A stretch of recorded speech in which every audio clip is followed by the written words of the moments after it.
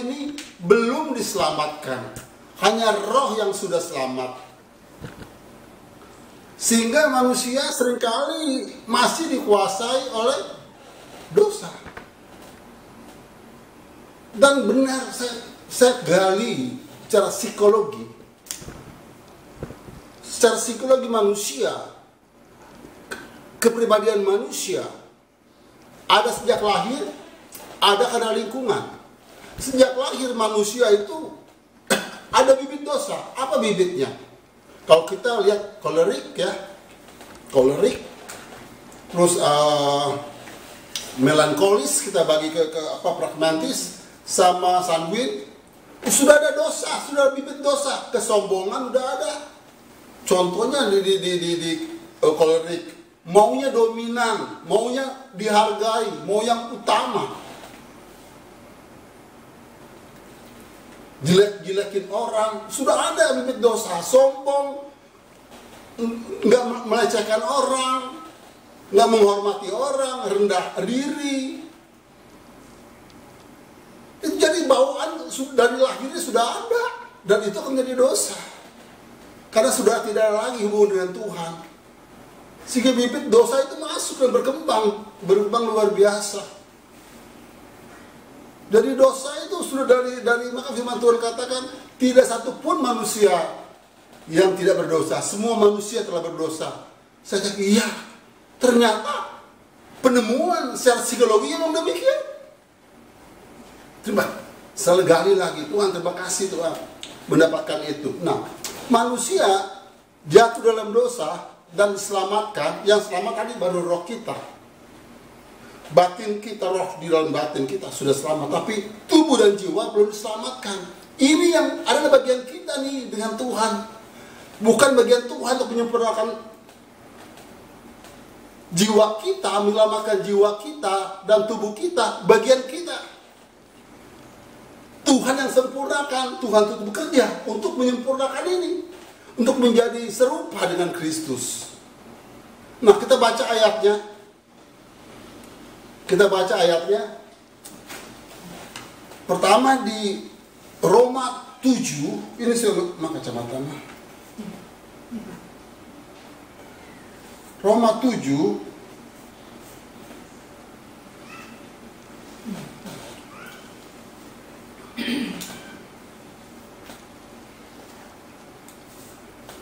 Roma 7 ayat 5. Saudara baca nanti Roma 7 15 sampai 24. Tapi saya potong-potong biar cepat. Pertama kali ayat 15. Ya, Roma 7 ayat 15. Dikatakan demikian. Sebab apa yang aku perbuat, aku tidak tahu. Karena bukan apa yang aku kehendaki yang aku perbuat, tapi apa yang aku benci, itulah yang aku perbuat. Jadi sini lihat ya. Kehendak kita nih, manusia masih dalam dosa juga. Nggak bisa bilang, dia bukan kehendak ini dia lakukan. Ada kehendak siapa nanti akan lihat ya, kehendak siapa. Karena dikatakan sini jelas, bukan kehendakku yang aku berbuat. Ya, terus di ayat 19 sampai 20, ayat 19 dan 20. Sebab bukan apa yang aku kehendaki, yaitu yang baik aku perbuat, maka apa yang tidak aku kehendaki, yaitu yang jahat aku perbuat. Manusia sudah tahu nih, baik dan jahat, dia menentukan moralnya, ini baik dan jahat. Tapi yang dia buat justru yang jahat. Jadi bukan kehendak dia, kehendak baik, tapi yang dibuat yang jahat. Nggak ada kuasa untuk menguasai tubuh ini. Terus selanjutnya ayat 20. Ayat 20, jadi jika aku berbuat apa yang tidak aku kehendaki, maka bukan lagi aku yang membuatnya, tapi dosa yang diam dalam aku. Tadi dalam tubuh masih ada dosa. Terus ayat 22 sampai 23. 22, 23. Di dalam batinku. Ya. Sebab dalam batinku aku suka hukum Allah, tetapi dalam anggota tubuhku aku melihat hukum lain yang berjuang melawan hukum akal budiku, membuat aku menjadi tawanan hukum dosa yang ada dalam anggota tubuhku. Jadi ada dalam batin ini, dalam kita ada dua. Yang satu suka hukum Allah, yang satu nggak suka, melawan akal budi. Pikiran kita walaupun sudah ada Kristus yang itu kan roh kita, sudah mulai masuk ke pikiran kita. Ini pikiran peperangan di pikiran kita, tapi sering kalah. Masih sering kalah. Karena manusia yang baru bertobat, biasanya kalau nggak sungguh-sungguh, bahkan sudah lama bertobat, kalau nggak sungguh-sungguh, tetap dia kalah sama dosa. Tetap. Walaupun Roh Kudus sudah ada di dalam dia. Karena hidupnya belum dikendalikan oleh Roh Kudus. Terus ayat 24, ayat 24-nya.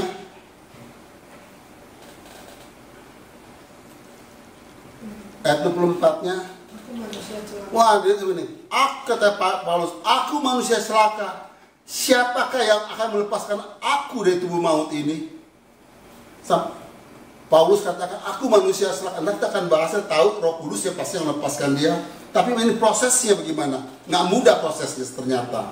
Sekarang Galatia 5 ayat 17 16-17. Galatia 5 16-17 sampai 18 lah kita baca. Tapi saya fokus ayat 17. Galatia 5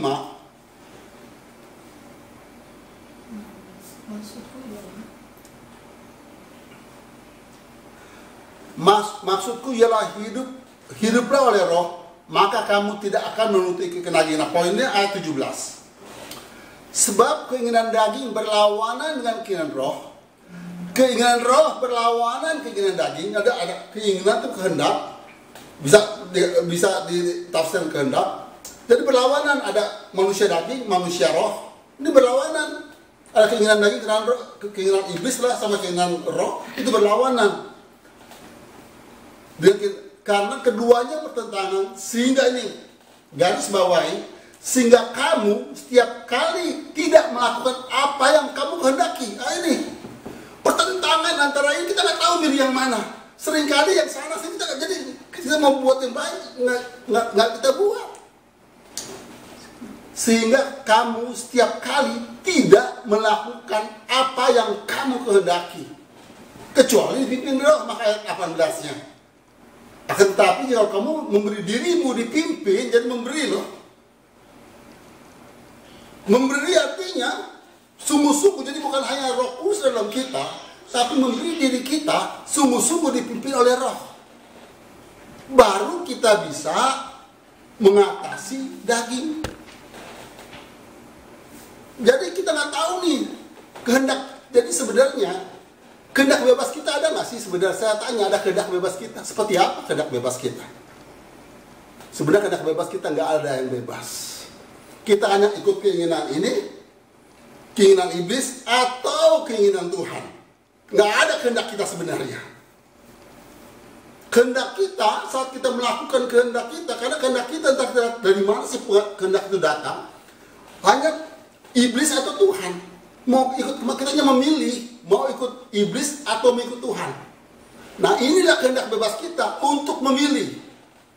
Jadi sebenarnya kehendak bebas kita itu terbatas sekali. Bukan bebas-bebas mau buat yang ketiga, enggak. Hanya kehendak bebas memilih. Itulah kehendak bebas kita. Memilih Tuhan atau iblis. Itu kehendak bebas kita. Nah, sekarang kita lihat ya, kehendak bebas kita, apa sih kehendak bebas? Apa sih kehendak itu?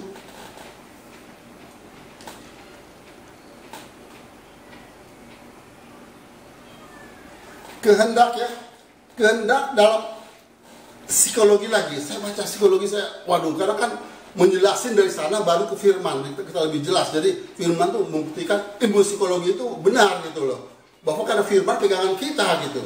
Nah, cara psikologi, kehendak itu awalnya dari ada kebutuhan,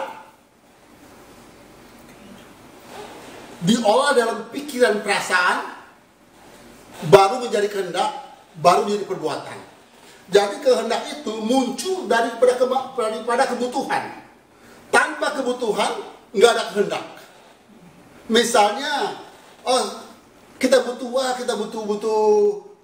makan. Kehendak kita kan cari makan. Ada kebutuhan, ada kehendak.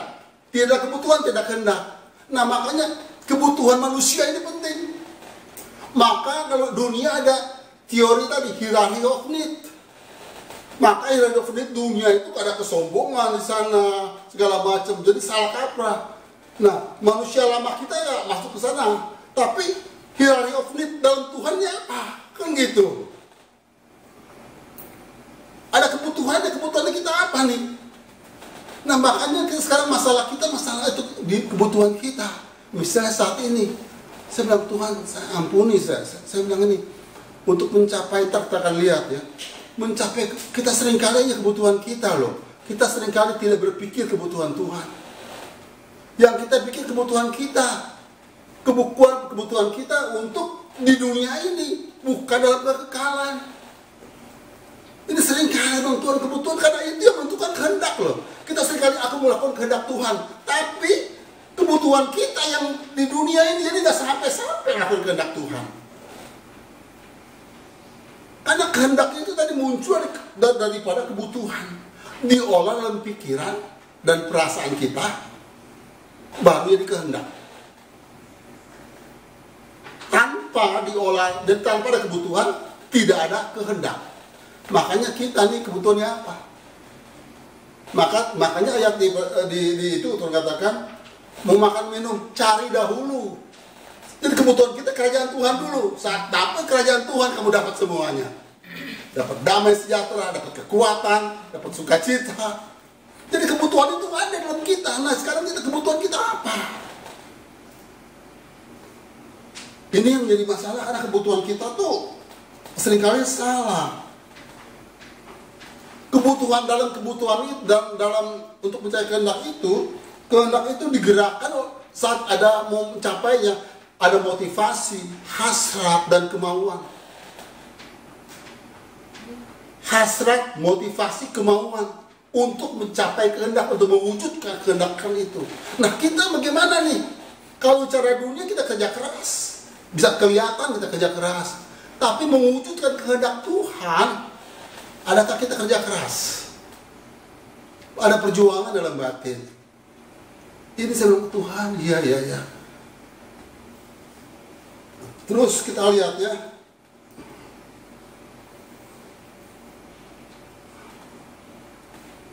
Dari kehendak bebas kita sebenarnya nggak ada, ya.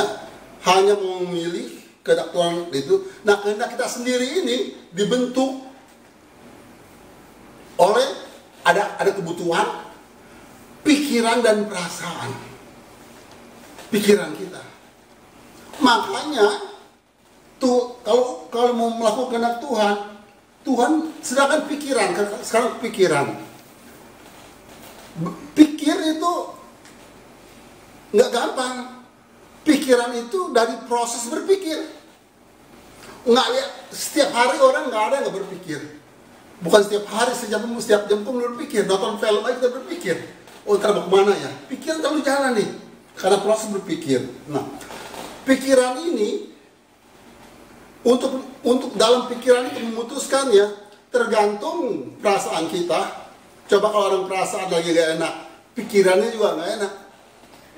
Tapi yang utama adalah untuk melakukan itu moral. Kesadaran moral. Nah, ini apa sih kesadaran moral? Jadi pikiran dibentuk oleh perasaan dan kesadaran moral.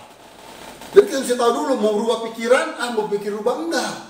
Ada kesadaran moral, apa nih kesadaran moral? Kita kan cek kesadaran moral ya. Karena kita lihat ya, kita baca dulu ayatnya, Roma 12 ayat 2. Ubah pikiran ya, kita akan baca. Roma 12 ayat 2.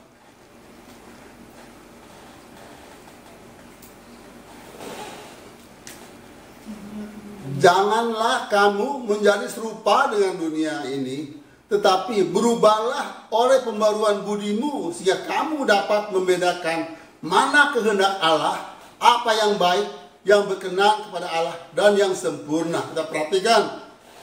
Pertama, budi. Bahasa Inggrisnya mind. Ada pikiran, ada batin, dan juga budi itu sendiri. Jadi ada mind artinya tadi ada pikiran, ada batin ya. Perubahannya berubah batin kita. Apa sih itu paksana? Kita akan lihat nanti. Jadi untuk tahu kehendak Allah, tadi pikiran mesti berubah. Pikiran kita. Tadi untuk melakukan kehendak kita, tahu kehendak kita, mesti ada perasaan pikiran. Nah, untuk merubah pikiran kita ini ternyata nggak mudah. Mesti kita merubah dulu kesadaran moral. Nah, kesadaran moral kita lihat ya.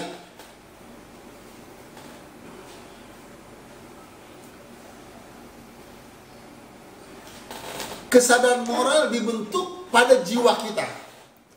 Pikiran, perasaan kita dibentuk tuh melalui apa? Masukan yang selama ini masuk ke dalam kita.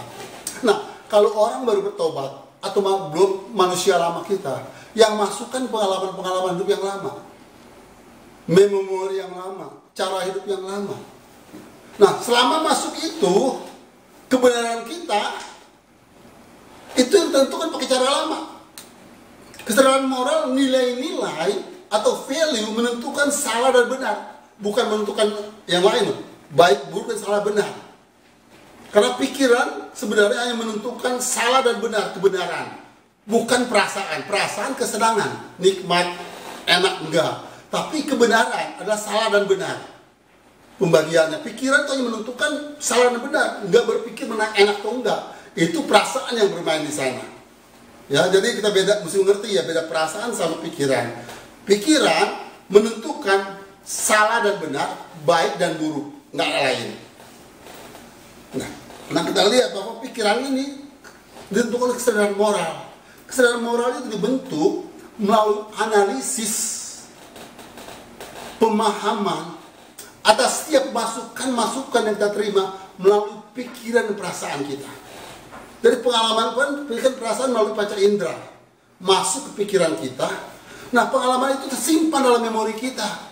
Itu dalam kesadaran kita, dalam batin kita, ke tempat kesadaran moral, dalam hati nurani kita.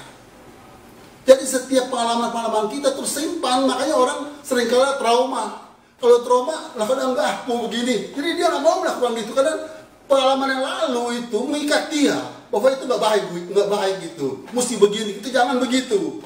Nah itu loh, manusia ada trauma-trauma dalam hidupnya. Pengalaman hidup itu yang dalam ada kesadaran moral. Baik buruk ditentukan kesadaran moral kita. Nah kalau kita isi di dalam pengalaman dunia ini, nilai-nilai, karena kan tadi kesadaran moral itu nilai-nilai melalui evaluasi, pemahaman, mulai pemahaman, masukan, pemahaman, analisis, dan evaluasi terakhir. Baru kita tahu, oh ini salah, ini benar. Jadi manusia tentukan salah benar di pikiran yang melalui kesadaran moral. Makanya hati nurani ini kalau salah yang ada kok, salah ya. Hati nurani bilang ini salah karena kita bisa menghakimi, kesadaran itu menghakimi. Tapi ini kesadaran moral masih yang umum, bukan dalam Tuhan loh. Ini secara umum. Kesadaran moral itu menghakimi kita, salah atau benar. Makanya karena sangat penting kesadaran moral ini, kesadaran moral itu masukan terus menerus loh. Harus diisi dengan firman Tuhan, pengalaman hidup dengan Tuhan, merenungkan firman Tuhan. Sering kita moral kita baik buruk ya baca firman Tuhan. Oh ini ketentuan baik buruk. Tapi kalau pengalaman kita baca firman Tuhan kurang baca firman Tuhan, bagaimana kita tahu baik dan buruk? Sehingga kita, oh biasa aja nggak apa-apa, gini nggak apa-apa, saya bilang nggak apa-apa. Karena kesadaran moral kita masih yang lama, pembentukan masih yang lama. Nah, kesadaran moral itu harus diubah. Jadi yang pertama kali diubah, kesadaran moral mesti diubah. Karena itu menentukan pikiran kita. Nah, yang ketiga, pikiran kita diubah, ada kata-kata. Sampai berapa jauh? Sampai sempurna. Sampai sempurna. Makanya kenakan pikiran Kristus. Ayat di Ibrani tadi katakan di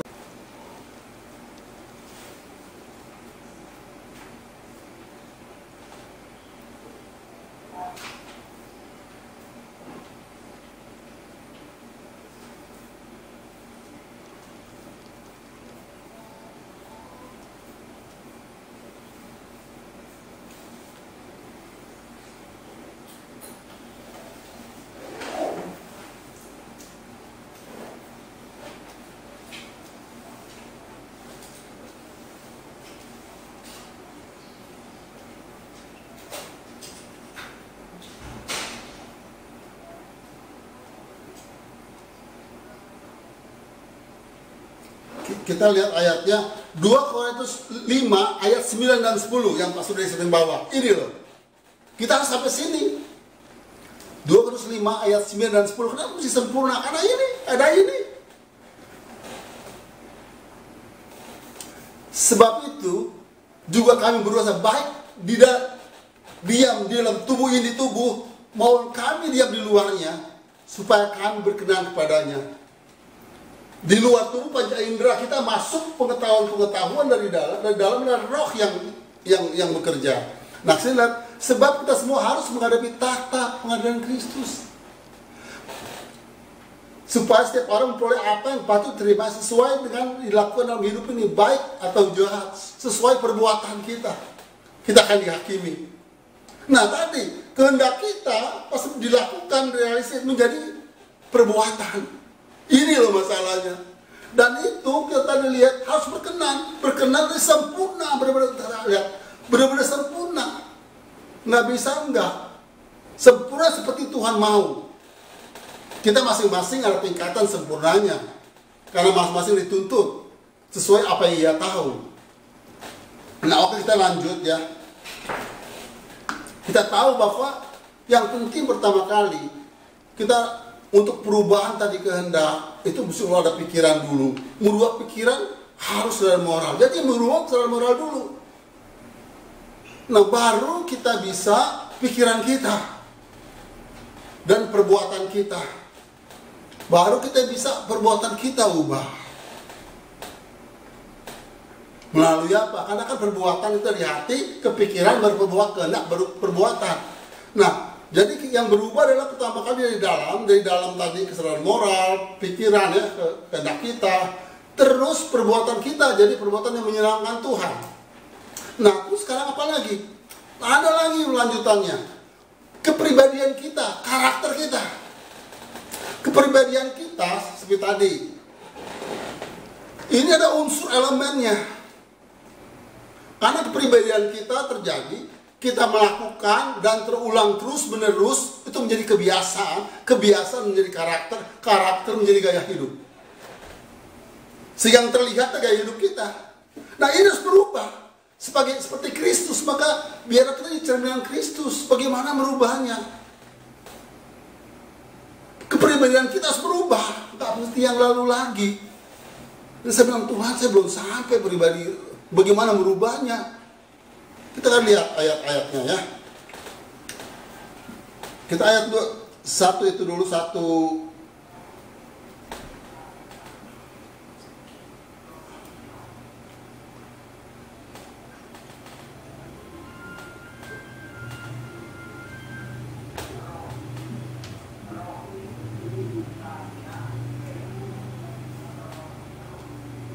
Satu Timotius 4 ayat 12 sampai 14. 1 Timotius 4 ayat 12 sampai 14. 1 Timotius 4 ayat 12 sampai 14.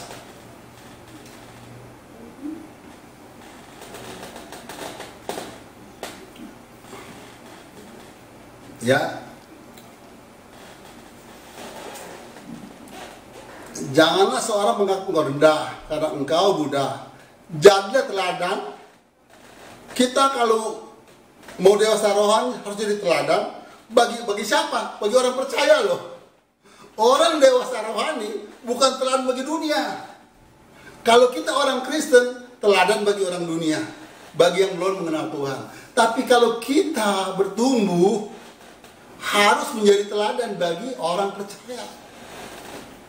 bukan bagi orang lain. Jadi standarnya harus di atas orang percaya rata-rata. Nggak gampang loh itu, karena mesti sempurna tadi. Dalam apa? Perkataanmu, perbuatan ini semua. Perkataanmu, tingkah lakumu yang kelihatan, itu kan kelihatan. Kasihmu kelihatan, dan dalam kesetiaanmu kelihatan, dalam kesucianmu kelihatan. Sementara itu sampai aku datang, bertekunlah dan membaca kitab suci, dan membangun dan membaca. Jangan sampai lalai mempergunakan karunia yang ada padamu, telah diberikan kepadamu oleh nubuat dan dengan perkembangan tangan tadi, ya, sepeda bertua. Jadi intinya tadi bahwa kita jadi teladan ke orang percaya, harus bertumbuh bukan bagi orang lain, bukan orang jauh-jauh, orang percaya. Harus lihat kita bahwa ada Kristus dalam kita, baik perkataan kita. Nah itu gak gampang kalau pikiran kita belum diubah, ya, kesadaran moral kita nggak diubah, nggak akan bisa sekali-sekali. Karena gini, kesadaran moral manusia punya, kesadaran moral normal itu baik, ada. Karena kan tertekan kelihatan sana, ya. Nah, kepribadian. Sehingga untuk habis perkataan kepribadian itu ada pun ayat di jiwa juga. Bertata dalam jiwa, kepribadian menurut psikologi saya senang baca psikologi. Itu menurut ahli psikologi itu ada Sigmund Freud ya. Itu kepribadian itu dibagi 3. Manusia di kepribadian ada 3 unsur elemen dalam kepribadian untuk karakter kita, ya. Untuk karakter sehingga membuat keputusan, ya. Apa karakter? Pertama it ada 3 karakter, saya baca dulu. It, ego, dan super ego. Pertama it, ego, super ego. Apa sih it? It istilahnya, dan semua ini it, ego, super ego dinamakan ego.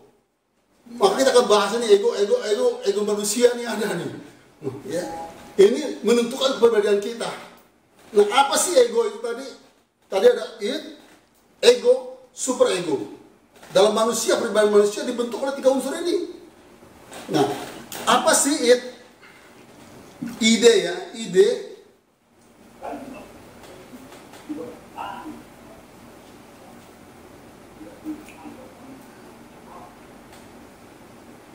It adalah kesenangan-kesenangan. Pokoknya itu seperti naluri binatang. Maunya senang, maunya enak. Nggak penting orang lain. Yang penting aku dipuaskan. Kayak tadi kan orang lahir kan dominan. Kayak yang itu dominan apa kolerik ya. Maunya ini, mau ini. Wah pasti gak ada urusan orang lain. Yang penting gua kan gitu. Nah ini untuk orang yang gini nih. Yang tadi itu naluri binatang. Yang penting kesenangan aku dipenuhi. Aku mau gini, yang penting gue puas. Itu it. Yang penting gak penting orang lain. Yang penting aku nih. Yang penting aku senang. Nggak usah orang lain, gak ada urusan lah. Kita kan sering di dunia ini masih seperti ini. Yang kedua adalah itu realistisnya. Kalau ego itu realistis ya. Ego dibagi 3, ego itu realistis. Yang super ego itu nilai moralnya, nilai-nilai seperti tadi di kesadaran moral. Di sini letaknya. Kesadaran moral adalah bagian daripada ego. Jadi kita ngerti kan, ada kesadaran moral. Apa sih kesadaran moral? Itu bagian ego. Karena kesadaran moral itu juga ego. Karena ego itu terdiri dari it, ego, super ego. Super ego itu kesadaran moral, nilai-nilai yang dibentuk melalui apa? Pengalaman hidup tadi, historinya. Itu mengenai super ego. Jadi kita ngerti, oh ada 3 hal. Kesadaran moral, ya. Jadi apa sih ego? Ego ini aku. Ego ini diri sendiri, kesadaran konsep diri kita. Jadi ego sebenarnya bukan diri kita yang sebenarnya. Di dalam ego ada impian-impian yang dicapai. Makanya orang bilang ini ego banget sih, ego banget ya. Karena kelihatan tuh egonya itu. Nah, ego ini yang tadi perlu dimatikan. Karena dalamnya itu ada id yang binatang, seperti binatang jeleknya, yang baiknya pun jelek loh. Baik itu secara moral manusia. Maka orang bilang, jangan egois lah.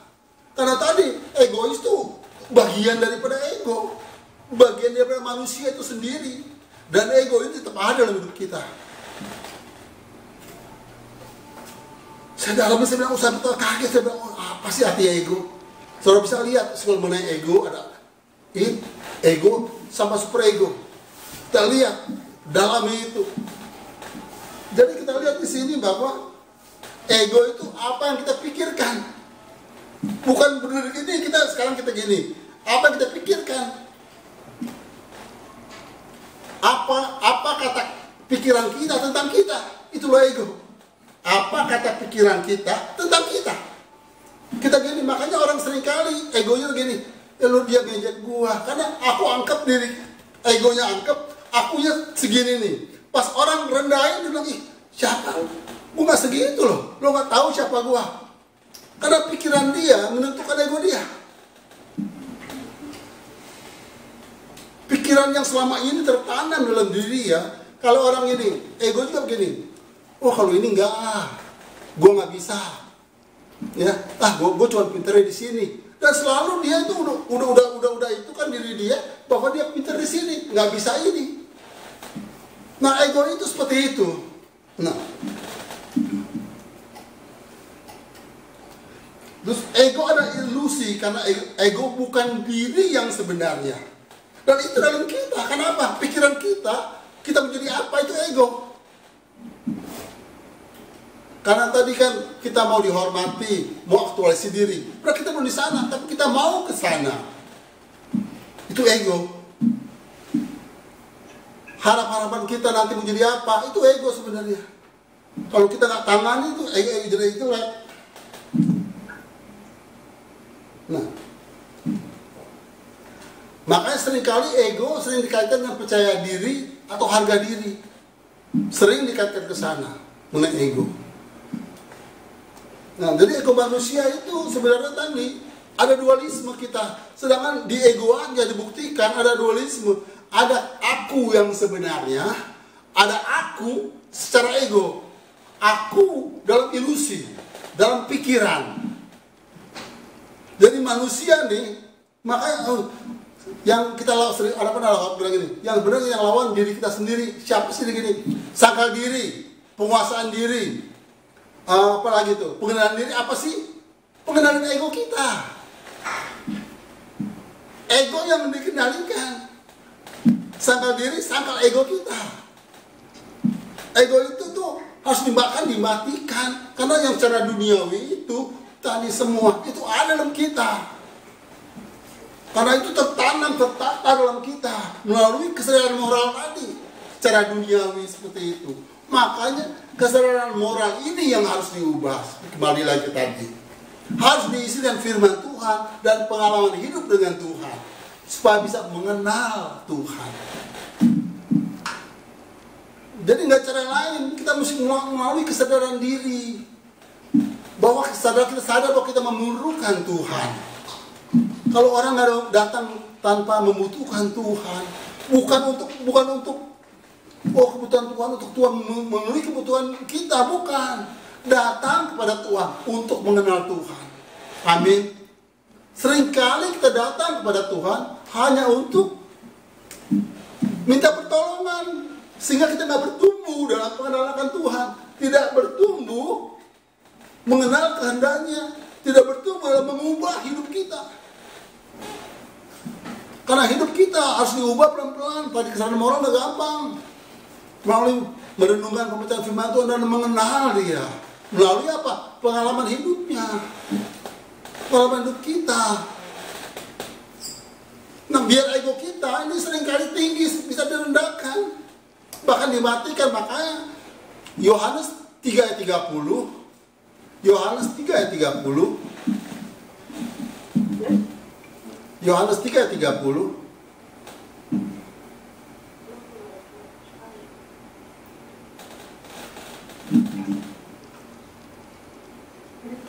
Dia harus semakin besar, tapi aku masih kecil. Akunya aku apa? Ego ini loh.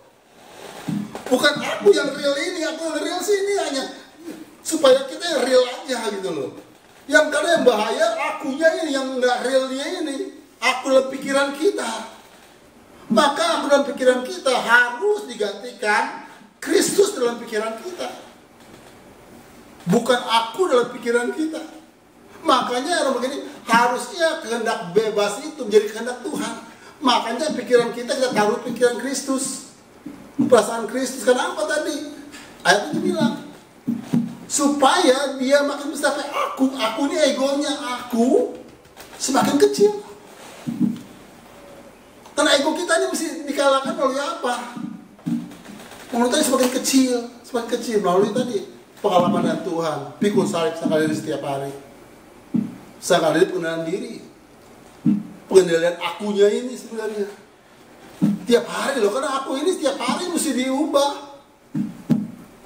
Aku ini maunya tadi bisa ada 3 yang secara itu aku ini maunya tadi, karena kan aku tadi komponennya id, ego sama super ego. Nah, super ego aja secara dunia baik pada dunia Tuhan belum tentu baik bagi Tuhan. Super ego norma-norma manusia kan, kesadaran moral manusia. Tapi kita adalah kesadaran moral sesuai moralnya dari Tuhan, bukan moral dunia. Karena moral dunia itu beda-beda. Coba moral dunia, misalnya contoh nih, makan. Saya kembali lagi nih, orang Batak, ya mungkin karena Manado juga sih ada di desa-desa. Kalau makan pakai tangan biasa. Karena lingkungan mempengaruhi semua. Mereka itu nggak apa-apa. Karena nilai-nilai value di lingkungannya nggak apa-apa. Bahkan pakai tangan. Tapi kita masuk ke tempat lain, nilai-nilai itu berubah. Nggak bisa lagi pakai tangan. Apalagi ngambil makanan pakai tangan. Mesti pakai sendok. Karena nilai-nilai ini ada yang sudah nggak relevan. Nah, nilai-nilai kita ini adalah nilai dunia yang baik bagi dunia. Tadi super ego itu ada nilai-nilai value, kesadaran moral dunia belum tentu baik bagi kita. Kayak tadi, kalau makan pakai tangan kan biar secara itu kan apa kekeluargaan ya kan rame. Tapi secara umum udah gak baik. Nah, begitu juga banyak kehidupan yang secara kesadaran moral umum baik, tapi kita nggak baik. Kalau kesadaran moral baik, kita kalah sama-sama orang Konghucu. Mereka nilai baiknya luar biasa loh, moralnya luar biasa, mereka berbuat baiknya luar biasa. Kalau hanya perbuatan baik bisa kesadaran moral umum, wah mereka luar biasa, bisa ngasih uang luar biasa. Apapun mereka bisa kasih. Nah kita harus lebih daripada mereka. Tidak boleh kurang. Kalau Gantung katakan, kalau nilai keagamaanmu tidak melebihi orang dunia, kamu gak berkenan sama Tuhan. Gak berkenan. Itu nilai, jadi harus lebih dari kesan moral itu lebih. Makanya harus sempurna. Karena makanya dikatakan perbuatan manusia gak ada yang baik. Seperti kain kotor semuanya. Karena tadi, id manusia itu ada ego, ada idnya tadi yang naluri binatang, maunya senang tanpa orang, dan yang normanya itu tengah-tengah, tapi masih digabungkan, ada kompromi. Ego itu kompromi antara moral yang baik dan moral yang jelek, dikompromikan. Itulah ego manusia. Maka ego manusia ada yang baik, kayak misalnya ego baik kita lihat. Ego kan untuk apa? Kepribadian. Kepribadian kolerik bagus loh. Mau memimpin, terus terang, kerja keras. Mau bagus dia. Ada yang bagusnya, tapi ada yang jeleknya. Kan gitu. Nah semua itu oke, jadi digabungkan. Tapi dalam Tuhan nggak bisa begitu. Hanya harus yang baik, bahkan yang sempurna yang ada. Nggak ada yang tanggung-tanggung. Nah, itu mengenai tadi mengenai komponen. Ada id, ego, dan superego. Nah ini juga bisa berubah. Harus dikendalikan. Pribadi kita harus berubah, karakter kita bisa berubah. Melalui kendalian ini juga. Melalui apa juga tadi, pengalaman dengan Tuhan. Karena kadang ada perbuatan, di pengalaman dengan Tuhan, sangkal diri, pikul salib. Itu. Sangkal diri, sangkal ego. Jadi tadi, saya ulangi lagi, moral dalam hati kita berubah. Pikiran kita berubah, kehendak kita berubah. Berubahnya seperti apa kehendak manusia tadi? Tadi mau pilih iblis, sekarang jadi pilih kehendak keinginan Tuhan. Tadi melakukan hal duniawi, keinginan daging, keinginan mata, hawa nafsu ya, keinginan daging, keinginan mata, gangguan hidup. Nah, terus sekarang berbalik, gitu. Tadi kan jadi berbalik posisinya, melakukan yang menyenangkan Tuhan, melakukan kehendak Bapa. Yang ingin Bapa lakukan adalah dipimpin oleh Roh Kudus, sehingga kita melakukan hal yang baik, yang benar. Itu masih proses baik loh. Nah, setelah itu harus menjadi kebiasaan kita. Perbuatan yang benar itu harus menjadi kebiasaan. Nah, kebiasaan ini timbul dari ego tadi. Terus buat baik, sehingga ego kan pengalaman yang disimpan juga. Pengalaman itu disimpan dalam itu, sehingga mengubah yang itu tadi, mengubah super ego juga diubah sesuai dengan firman Tuhan. Sehingga ego kita juga diubah. Karena ego kita tetap ada. Manusia tetap punya ego. Tapi ego harus dikendalikan oleh Roh Kudus. Nah, ego itu bagian dari manusia. Kayak gini. Kenapa ada? Kita baca di firman Tuhan kata, pikirkanlah pikiran Kristus. Kenakanlah pikiran Kristus. Pikir-pikiran yang di atas. Karena ego adalah sesuatu yang dipikirkan. Dia di sana. Kayak kita gini, aku nanti mau masuk surga. Pikiran kita apa?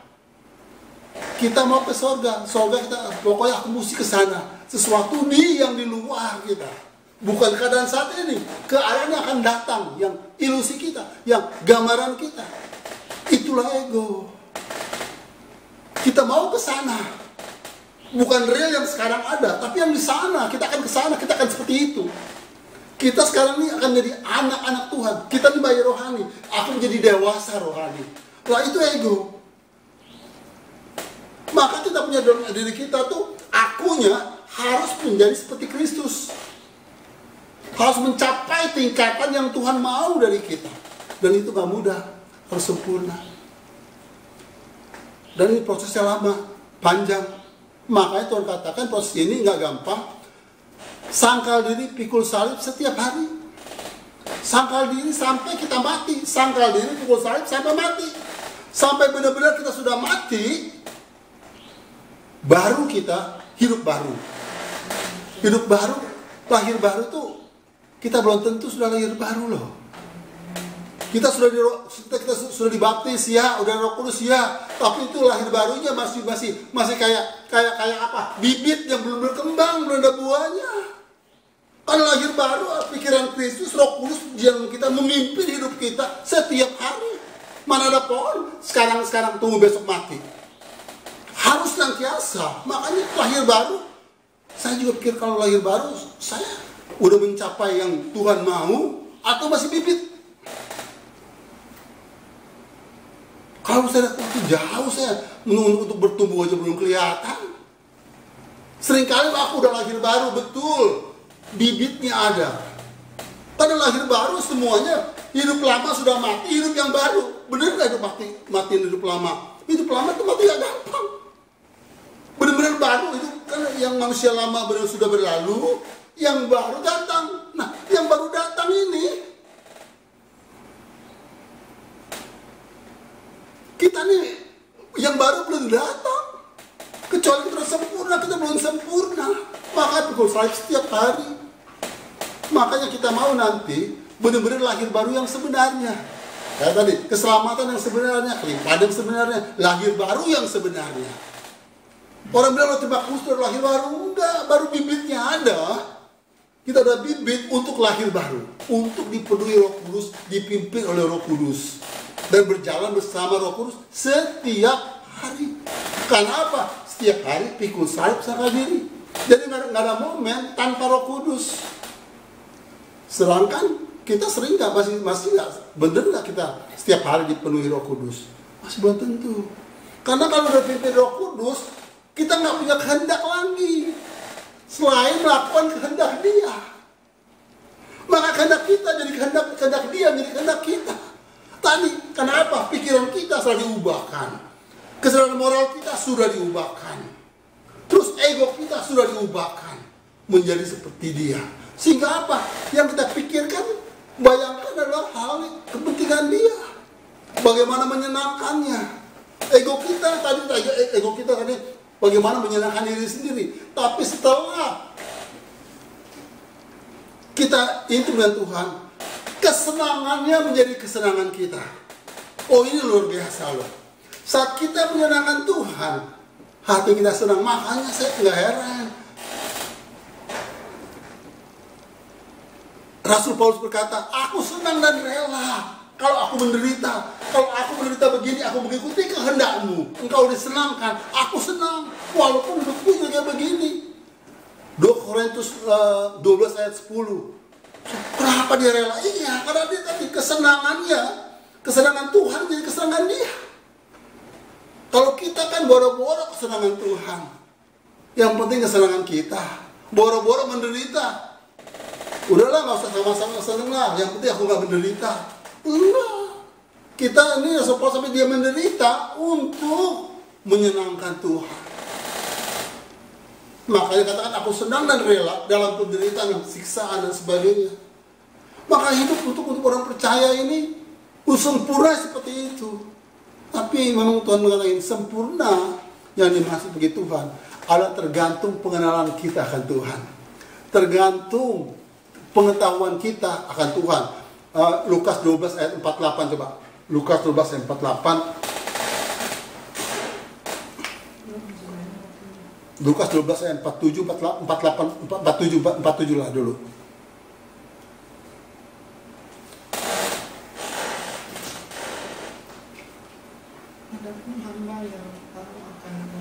Ya, adapun hamba yang tahu kehendak Tuhannya, nah kehendak Tuhan, kehendak Tuhan itu, tapi tidak mengadakan persiapan atau tidak melakukan apa yang dikehendaki Tuhan, ia menerima banyak pukulan. Makanya karena kita tahu kehendak Tuhan, tapi kita melakukan banyak pukulan. Terus tapi barang siapa tidak tahu akan kehendak Tuhannya dan melakukan apa yang harus mendapatkan pukulan, jadi yang dilakukan tuh nggak benar gitu loh, nggak sesuai kehendak Tuhan, tapi dia nggak tahu, nggak boleh. Ya, menerima sedikit tetap dipukul, tapi sedikit pukulan.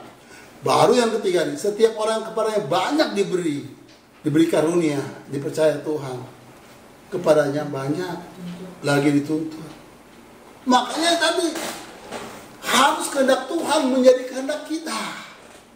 Jadi kehendak bebas kita itu udah, jadi bukan diserahkan ya apa, jadi diubah, kehendak kita tuh jadi diubah. Karena kehendak kita kan tadi hanya dua, mau memilih keinginan iblis, ikut keinginan iblis, atau keinginan Tuhan. Kita nggak punya kehendak apa-apa sebenarnya. Kehendak kita memilih doang, kebebasan kita memilih. Nah, kebebasan kehendak kita tadi. Nah, setelah milih, kita milih Tuhan. Di Galatia kan. Jadi kehendak Tuhan jadi kehendak kita. Itu yang Tuhan mau. Pikiran kita sudah jadi pikiran Tuhan. Perasaan kita maka di perasaan Tuhan. Filipi 2 ayat 5. Jadi kesadaran moral kita karena selalu baca firman Tuhan, dengar firman Tuhan, selalu intim dengan Tuhan. Setiap pagi kita intim dengan Tuhan, sehingga kesadaran moral kita, nilai-nilai kita, itu nilai-nilai firman Tuhan, nilai-nilai Kristus dalam kita. Sehingga Kesadaran moral kita diubah, pikiran kita diubah, perbuatan kita diubah, ego kita diubah. Itulah harapan kita nantinya. Bukan manusia seperti ini, enggak. Kan ego tadi ada satu gambaran harapan dia menjadi seperti apa diri dia. Nah ego kita seperti ini, enggak. Aku enggak seperti ini, aku enggak gini lagi. Aku bersama dia, aku kan seperti itu. Nah itu diubahkan semua. Maka tadi prosesnya pikul salib, menyangkal diri, sampai kita sungguh-sungguh disalib oleh Tuhan. Nah, satu ayat lagi.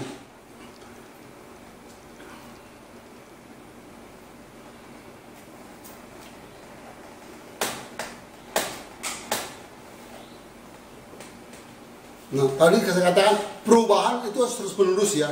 Kalau saya 3:10, jadi perubahan nggak bisa sekarang berubah, besok enggak, harus bertumbuh. Karena kita mesti mencari sempurna ada pertumbuhan. Harus sempurna. Kalau saya 3:10 tadi kan, kalau saya 3:10 kita lihat, dan telah mengenakan manusia baru yang terus menerus diperbarui. Manusia baru apa? Manusia baru isinya apa? Kesadaran moral, pikiran berubah seperti pikiran Kristus. Kehendak kita berubah, mau memilih kehendak Tuhan. Perbuatan kita berubah, ego kita, kepribadian kita itu berubah. Nggak ada lagi kesombongan, nggak lagi dominan. Yang kita mau, kalaupun Tuhan percaya untuk Tuhan, nggak ada mau jadi pemimpin. Kemauan kita sendiri, motivasi kita hanya untuk menyenangkan Tuhan. Nggak ada yang lain selain menyenangkan Tuhan. Amin. Nah itu kita harus menjadi bagian kita hidup seperti itu. Itulah hidup kekristenan yang Tuhan mau. Jadi kalau kita, waktu gambar ini saya bilang, Tuhan saya sampai di mana ya? Kalau saya udah ini kok saya belum sampai. Terus menerusnya, tapi saya udah maju belum tadi? Kesadaran moral saya udah berubah belum? Nilai-nilai yang saya anut belum berubah. Tahu sih tahu, tapi kan kesadaran moral nggak gampang kan? Pengetahuan, ya. Terus analisis, ya.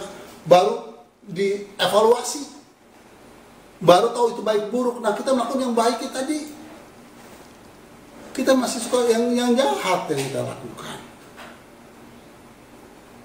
Makanya berubah supaya memperoleh pengetahuan yang benar menurut gambar kaliknya. Seperti apa? Supaya kita beralih, kita lihat Tuhan seperti itu, seperti Kristus seperti itu. Nah kita berjalan ke sana. Makanya ini Efesus 4 ayat 15, Efesus 4 ayat 15, 12 sampai 15 lah. Cepat kita baca ayat 15 intinya. Efesus 4 12 sampai 15 ya. Tapi kita katakan itu ayat 15. Ya. Nah, Efesus 4 katakan demikian.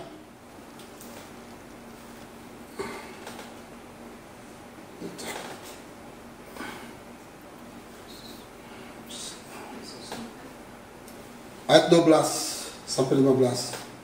Bacakan kertasnya. Efesus 4 ayat 12. Untuk memperlengkapi orang-orang kudus bagi pekerjaan pelayanan, bagi pembangunan tubuh Kristus, sampai kita semua telah mencapai kesatuan iman dan pengetahuan yang benar tentang anak Allah, kedewasaan penuh dan tingkat pertumbuhan yang sesuai dengan kepenuhan Kristus, sehingga kita bukan lagi anak-anak yang diombang-ambingkan oleh rupa-rupa angin pengajaran, oleh permainan palsu manusia dalam kelicikan mereka yang menyesatkan. Ya, jadi tadi pertumbuhan menjadi sempurna seperti Kristus. Nah ini mesti bertumbuh dan kelihatan pertumbuhan kita.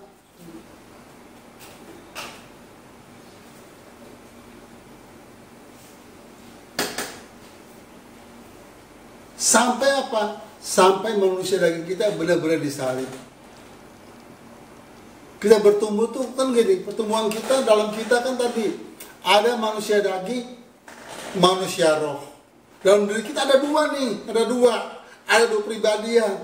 Ego, ada pribadi sendiri. Dan ada dua pribadi. Secara kitab, manusia daging, manusia roh. Secara ilmu pengetahuan, ada ego, ada pribadi kita sendiri, ada diri kita nih.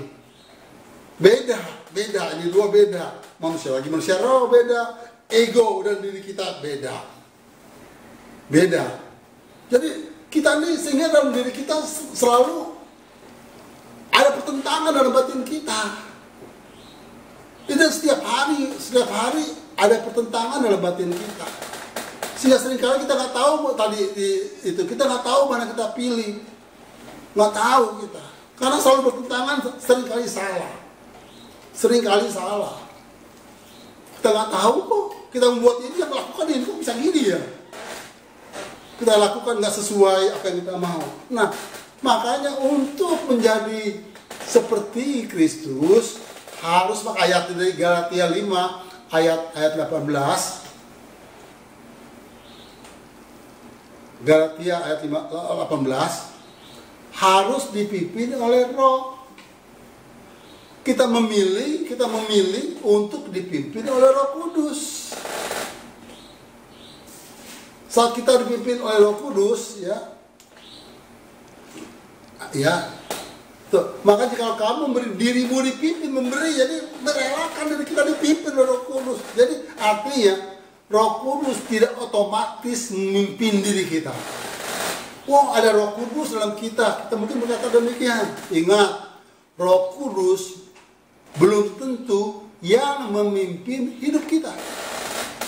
Walaupun Roh Kudus itu ada dalam kita, tapi belum tentu yang memimpin kita. Tadi kita harus memberi diri kita, jadi kehendak bebas kita, memberi diri kita, memberi kehendak kita, memilih Dia. Itulah yang Tuhan maksudkan.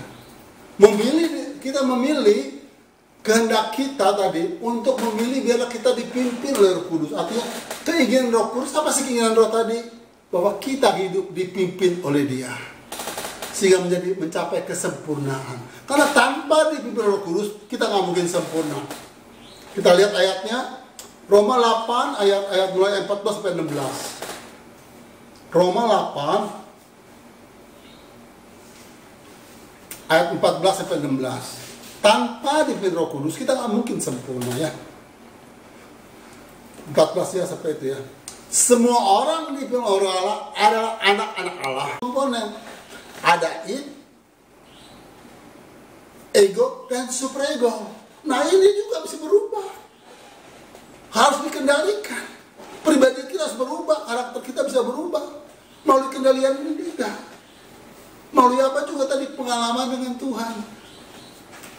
Karena kalian udah perbuatan, jadi pengalaman dengan Tuhan, sangkal diri, pikul salib. Itu. Sangkal diri, sangkal ego. Jadi tadi, saya ulangi lagi, moral dalam hati kita berubah. Pikiran kita berubah, kehendak kita berubah. Berubah itu seperti apa kehendak manusia tadi? Tadi mau pilih iblis, sekarang jadi pilih kehendak keinginan Tuhan. Tadi melakukan hal duniawi, keinginan daging, keinginan mata, hawa nafsu, ya, keinginan daging, keinginan mata, gangguan hidup. Nah, terus sekarang berbalik, gitu. Tadi kan jadi berbalik posisinya, melakukan yang menyenangkan Tuhan, melakukan kehendak Bapa. Yang ingin Bapa lakukan adalah dipimpin oleh Roh Kudus, sehingga kita melakukan hal yang baik, yang benar. Itu masih proses baik loh. Nah, setelah itu harus menjadi kebiasaan kita. Perbuatan yang benar itu harus menjadi kebiasaan. Nah, kebiasaan ini timbul dari ego tadi. Terus buat baik, sehingga ego kan pengalaman yang disimpan juga. Pengalaman itu disimpan dalam itu, sehingga mengubah yang itu tadi, mengubah super ego juga diubah sesuai dengan firman Tuhan. Sehingga ego kita juga diubah. Karena ego kita tetap ada. Manusia tetap punya ego. Tapi ego harus dikendalikan oleh Roh Kudus. Nah, ego itu bagian dari manusia. Kayak gini. Kenapa ada? Kita baca di firman Tuhan kata, pikirkanlah pikiran Kristus. Kenakanlah pikiran Kristus. Pikir-pikiran yang di atas. Karena ego adalah sesuatu yang dipikirkan, dia di sana. Kayak kita gini, aku nanti mau masuk surga. Pikiran kita apa? Kita mau ke surga. Surga kita, pokoknya aku mesti ke sana. Sesuatu yang di luar kita. Bukan keadaan saat ini. Keadaan yang akan datang, yang ilusi kita, yang gambaran kita. Itulah ego. Kita mau ke sana. Bukan real yang sekarang ada, tapi yang di sana. Kita akan ke sana, kita akan seperti itu. Kita sekarang ini akan jadi anak-anak Tuhan. Kita ini bayi rohani. Aku menjadi dewasa rohani. Lah itu ego. Maka kita punya dalam diri kita tuh, akunya harus menjadi seperti Kristus. Harus mencapai tingkatan yang Tuhan mau dari kita. Dan itu gak mudah. Harus sempurna. Dan ini prosesnya lama, panjang. Makanya Tuhan katakan proses ini gak gampang. Sangkal diri, pikul salib setiap hari. Sangkal diri sampai kita mati. Sangkal diri, pikul salib sampai mati. Sampai benar-benar kita sudah mati, baru kita hidup baru. Hidup baru, lahir baru tuh, kita belum tentu sudah lahir baru loh.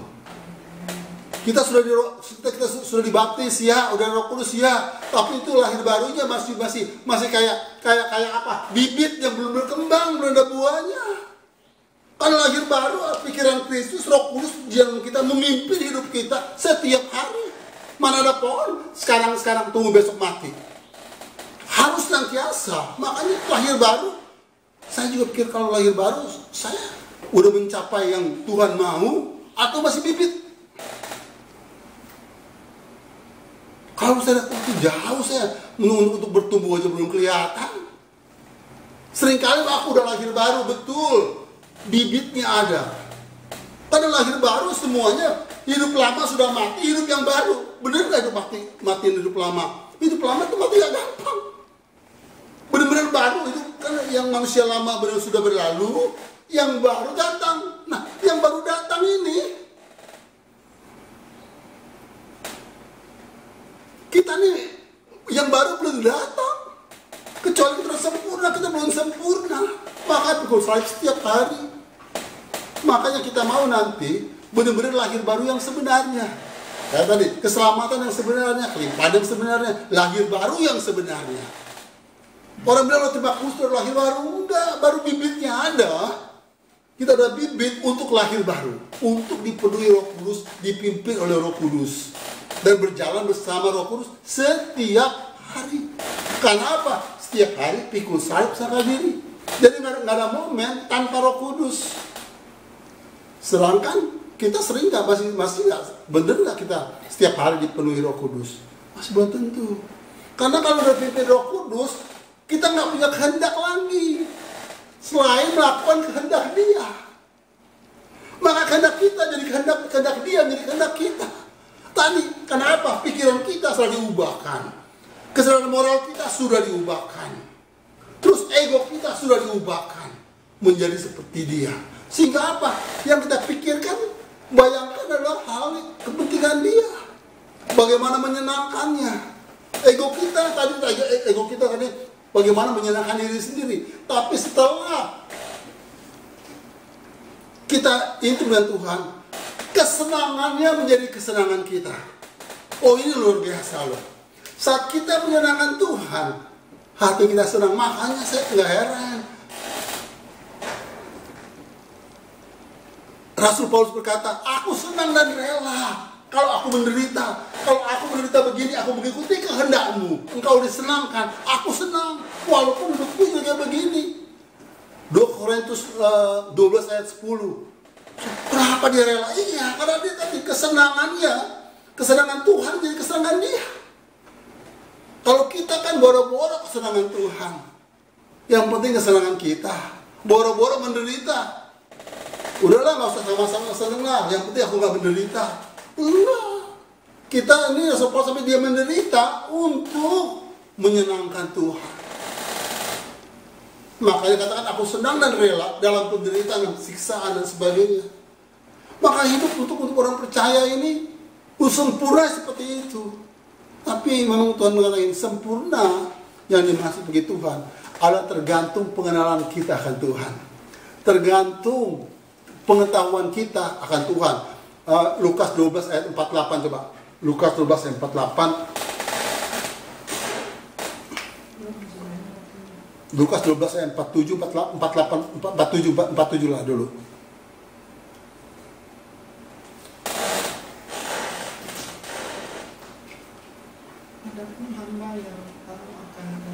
Ya, adapun hamba yang tahu kehendak Tuhannya, nah kehendak Tuhan, kehendak Tuhan itu, tapi tidak mengadakan persiapan atau tidak melakukan apa yang dikehendaki Tuhan, ia menerima banyak pukulan. Makanya karena kita tahu kehendak Tuhan, tapi kita melakukan banyak pukulan. Terus, tapi barang siapa tidak tahu akan kehendak Tuhannya dan melakukan apa yang harus mendapatkan pukulan, jadi yang dilakukan tuh nggak benar gitu loh, nggak sesuai kehendak Tuhan, tapi dia nggak tahu, nggak boleh.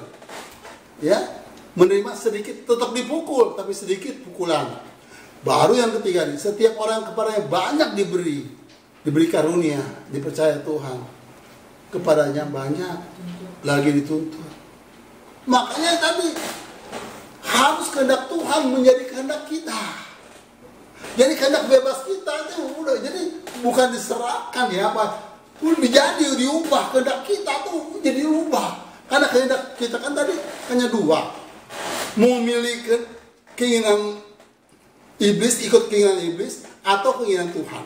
Kita nggak punya kehendak apa-apa sebenarnya. Kehendak kita memilih doang, kebebasan kita memilih. Nah, kebebasan kehendak kita tadi, nah setelah milih, oh kita milih Tuhan. Di Galatia tadi, jadi kehendak Tuhan jadi kehendak kita. Itu yang Tuhan mau. Pikiran kita sudah jadi pikiran Tuhan, perasaan kita maka di perasaan Tuhan, kata Filipi 2 ayat 5. Jadi kesadaran moral kita karena selalu baca firman Tuhan, dengar firman Tuhan, selalu intim dengan Tuhan. Setiap pagi kita intim dengan Tuhan, sehingga kesadaran moral kita, nilai-nilai kita itu nilai-nilai firman Tuhan, nilai-nilai Kristus dalam kita. Sehingga kesadaran moral kita diubah, pikiran kita diubah, perbuatan kita diubah, ego kita diubah. Itulah harapan kita nantinya. Bukan manusia seperti ini, enggak. Kan ego tadi ada suatu gambaran harapan dia menjadi seperti apa diri dia. Nah ego kita seperti ini, enggak. Aku enggak seperti ini, aku enggak gini lagi. Aku bersama dia, aku kan seperti itu. Nah itu diubahkan semua. Maka tadi prosesnya pikul salib, menyangkal diri, sampai kita sungguh-sungguh disalib oleh Tuhan. Nah, satu ayat lagi.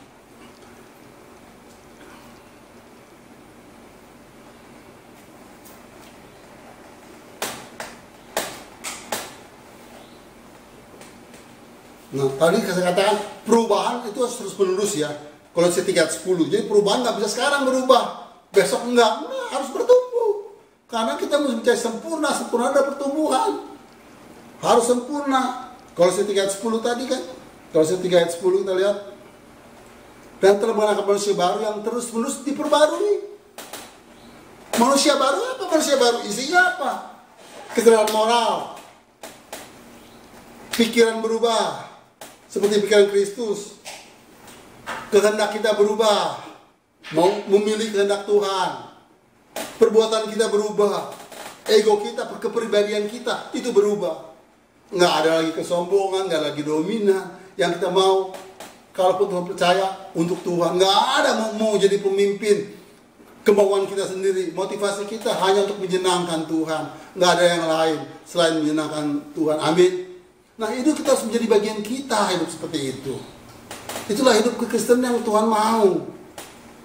Jadi kalau kita, waktu gambar ini saya bilang, Tuhan saya sampai di mana ya? Kalau saya udah ini kok saya belum sampai. Terus menerusnya, tapi saya udah maju belum tadi? Kesadaran moral saya udah berubah belum? Nilai-nilai yang saya anut belum berubah. Tahu sih tahu, tapi kan kesadaran moral nggak gampang kan? Pengetahuan, ya. Terus analisis, ya.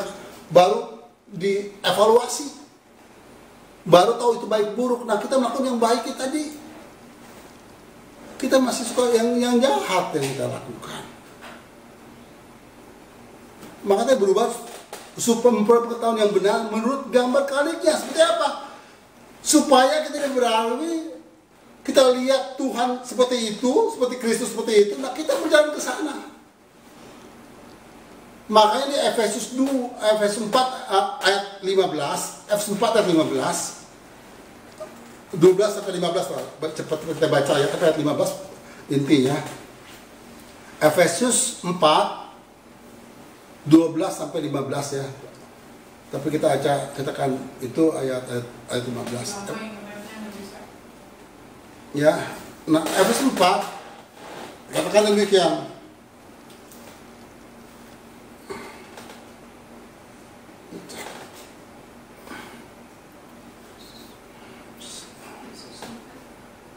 Ayat 12 sampai 15. Bacakan kertasnya. Efesus 4 ayat 12.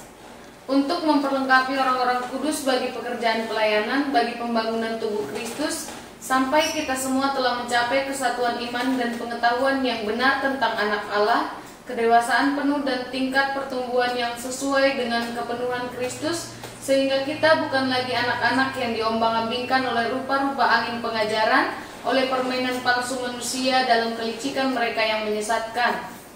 Ya, jadi tadi pertumbuhan menjadi sempurna seperti Kristus.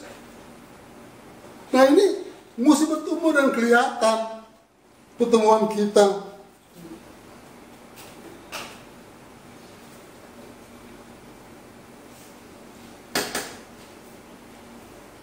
Sampai apa? Sampai manusia daging kita benar-benar disalib.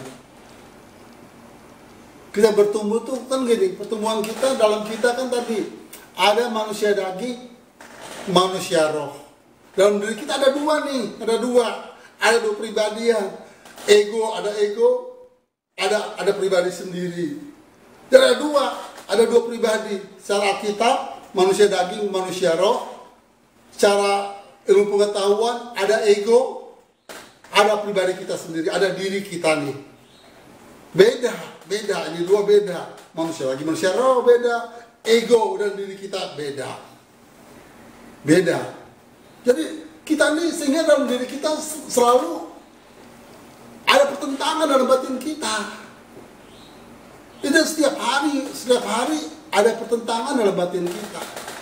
Sehingga seringkali kita nggak tahu kita nggak tahu mana kita pilih, nggak tahu kita. Karena selalu bertentangan, seringkali salah. Kita nggak tahu kok. Kita membuat ini, yang melakukan ini kok bisa gini ya. Kita lakukan nggak sesuai apa yang kita mau. Nah, makanya untuk menjadi seperti Kristus harus pakai ayat dari Galatia 5 ayat 18. Galatia ayat 18 harus dipimpin oleh Roh. Kita memilih untuk dipimpin oleh Roh Kudus. Saat kita dipimpin oleh Roh Kudus, tuh, maka jika kamu dirimu dipimpin, jadi merelakan diri kita dipimpin oleh Roh Kudus. Jadi artinya Roh Kudus tidak otomatis memimpin diri kita. Wah, ada Roh Kudus dalam kita. Kita mungkin berkata demikian. Ingat, Roh Kudus belum tentu yang memimpin hidup kita.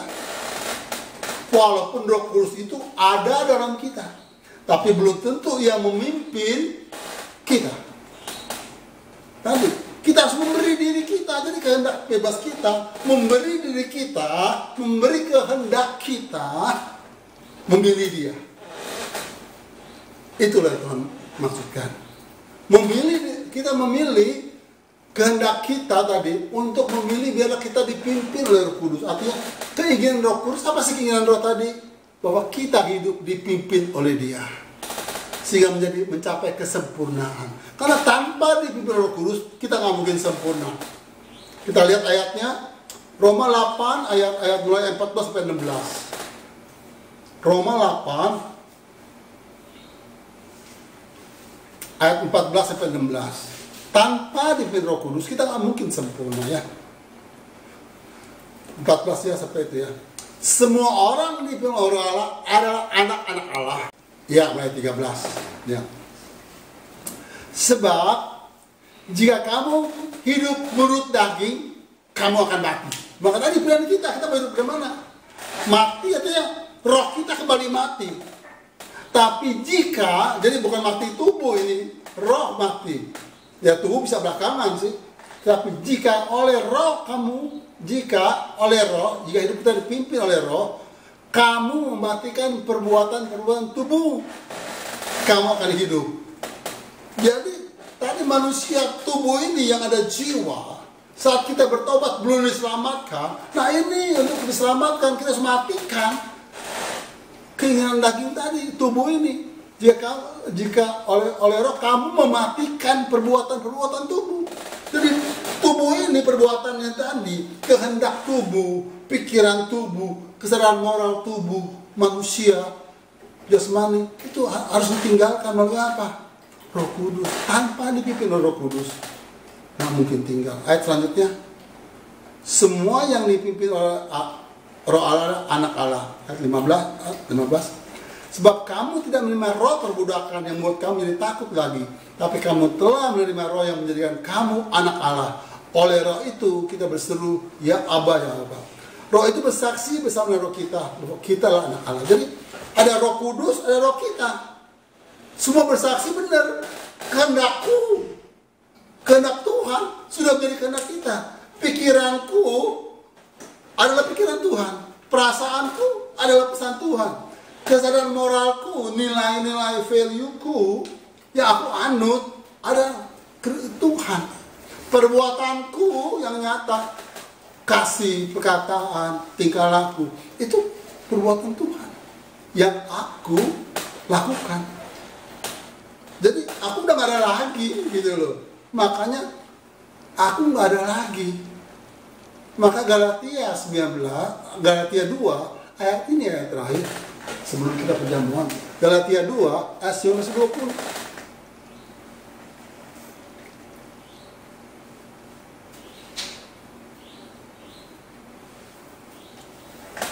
Sebab aku telah mati oleh hukum Taurat, untuk kebetulan supaya aku hidup oleh Allah, telah disalibkan. Aku telah disalibkan dengan Kristus. Tadi makanya daging akunya nih, ego. Akunya siapa? Kehendak kita, kehendak yang manusia daging tadi. Harus disalibkan pikiran kita, tubuh kita, jiwa kita. Jadi tubuh jiwa kita harus disalibkan di kayu salib. Harus mati. Makanya karena gampang mematikan tubuh ini. Tubuh orang hidup, tubuh dalam seperti yang tadi, panca indera kita, kan tubuh tempat panca indera masuk ya, sehingga jadi itu tempat menampung, sehingga jadi pikiran. Nah, ayat ini, ayat 20, namun aku hidup, tapi bukan lagi aku ya sendiri yang hidup tadi nih. Aku hidup itu masih ada, akunya si Jody masih ada, tapi bukan aku nih. Udah nggak ada kehendaknya, bukan kehendak aku lagi, udah kehendak Tuhan. Pikiranku bukan pikiran aku, pikiran tadi, ayatnya. Melakukan Kristus yang hidup dalam aku. Nah ini loh ayatnya, yang aku katakan tadi. Namun aku hidup, bukan aku lagi, melainkan Kristus yang hidup dalam aku. Nah kehidupan kita seluruhnya, tubuh, jiwa, dan roh, itu Tuhan sendiri. Pikiran kita, pikiran Tuhan, kehendak kita, kehendak Tuhan, kesadaran moral kita, kesadaran Tuhan, ego kita, egonya Tuhan, terus tadi juga roh kita selalu berhubungan dengan Tuhan. Dan aku hidup kehidupanku, dan hidupku yang aku hidup sekarang di dalam daging, yang betul dalam daging, hidup dalam daging, tapi kehendak Tuhan aku lakukan dalam tubuh ini. Daging dengan tubuh ini adalah hidup oleh iman. Jadi udah gak ada daging ini oleh dunia, oleh hal lain, oleh iman dalam anak Allah yang telah mengasihi aku dan menyerahkan dirinya untuk aku. Ini loh maksudnya tadi. Ini nggak gampang. Jadi kita nih harus sungguh-sungguh melakukannya. Jadi kita boleh mengerti kehendak Tuhan. Kehendak bebas kita sebenarnya terbatas, nggak ada kehendak kita sebenarnya. Kalau kita hanya dua, kehendak iblis, kehendak Tuhan. Nah inilah maksudnya firman Tuhan katakan, dan kita ini sampai di mana sih? Untuk menjadi sempurna, kita enggak loh. Kesadaran moral kita mesti baik, paling baik, seringkali jahat, tapi belum bisa sempurna. Nah kita berjalan bertumbuh ke sempurna seperti Kristus, dan itu pasti bisa. Dan ini bisa sampai Tuhan datang. Karena sampai Tuhan datang kita disempurnakan. Jadi pesannya Tuhan katakan hari ini, ayo kita bertumbuh, berubah. Tiap hari ada perubahan dalam norma moral kita, pikiran kita, perasaan kita, kehendak kita, perbuatan kita, ego kita, supaya semuanya menggambarkan Kristus ada dalam kita. Emang nggak bisa langsung berubah begini, enggak. Ini berubahnya bertahap, berjalan. Cuman gini yang saya bilang gini, kita harus tahu posisinya di mana. Kayak saya bilang, Tuhan, pas saya renungkan, saya nangis, saya bilang, Tuhan, jujur saya bilang, saya takut mati loh sekarang. Tadi saya berani-berani ngomongnya, pas saya kira ini ya, mati saya bertanggung jawab ini untuk mencapai level itu. Apakah kesadaran moral saya untuk menggambarkan kesadaran moral yang Tuhan mau? Apakah pikiran saya selalu dituntun oleh Roh Kudus? Udah menjadi pikiran Kristus? Apa perasaan saya udah persis, udah mendekati? Taruhlah bisa Kristus 10. Udah berapa saya pontennya? 5. Nah saya bilang saya belum 5 aja belum tentu. Baru mau 6 kali. Tapi kalau 5 aduh, jadi masih jeblok. Nah sadar sempurna itu gak gampang. Jadi hari tapi ada perubahan terus menerus. Setiap hari itu saya sadar diri, setiap hari dimatikan. Jujur saya katakan, saya baca khotbah ini saya untuk diri saya sendiri, karena pedang bermata dua firman Tuhan. Maka saya bilang, Tuhan, corona ini Tuhan, jangan dululah saya Tuhan, beri saya waktu Tuhan untuk mengubah hidup saya. Saya belum sampai, semakin saya dalam untuk mencapai seperti standarnya Tuhan. Karena Tuhan kata-kata, engkau tahu banyak, dituntut banyak, dipercaya banyak, lebih lagi. Makanya saya udah jadi teladan belum? Kan gitu. Belum nih perkataan saya masih suka salah, di rumah aja belum jadi teladan. Sikap saya masih salah, tingkah laku masih sering salah. Belum jadi teladan. Mungkin bagi orang lain, tapi kalau gambar dulu tadi, secara moralnya gambarnya Tuhan tuh, firman Tuhan. Ada standarnya, mesti sampai sini. Saya bilang, saya gitu bang, enggak, belum. Saya sombong tadi, untuk hal ini saya bisa mencapai, tapi banyak hal saya belum bisa mencapainya. Maka tadi seringkali kita bersepsi, diri kita ini salah persepsi kita. Kita pikir kita sudah, tapi pasti tidak ada pakai moral yang lain, serat moral yang lain. Adalah firman Tuhan sadar kita. Saya belum sampai sana. Maka bilang, Tuhan, jauhkan saya Tuhan. Saya mau bertindak. Saya bikin nih, waktu saya mungkin saudara lebih saya gini. Manusia ini berapa tahun? 70 tahun kan? Saya udah 65, udah mau dekat. Berapa tahun lagi mengejar sana? Saya bilang, Tuhan, saya belum di sana Tuhan. Mesti berlari. Sekarang berlari ke mana? Ada virus corona. Maka kita pergunakan kesempatan jadi berkat, amin. Jadi masih ada waktu, ada kesempatan. Ayo ubah hidup kita, berubah pikiran kita, berubah kehendak kita, berubah perbuatan kita, supaya menyenangkan Tuhan. Menyenangkan Tuhan tuh pasti menyenangkan sesama, karena kita jadi berkat bagi sesama. Menyenangkan sesama belum tentu menyenangkan Tuhan. Tapi saat kita menyenangkan Tuhan, pasti menyenangkan sesama. Walaupun sesama itu, saat kita ngomong, lakukan, belum tentu disenangkan. Mungkin kita tegur. Tapi ada pada saat suatu dia sadar, dia akan, oh iya benar. Nah, biarlah hidup kita tuh benar-benar jadi garam dan terang. Dan itu gak mudah, proses. Amin, saudara. Nah, sekarang kita akan masuk perjamuan kudus. Siapkan hati kita.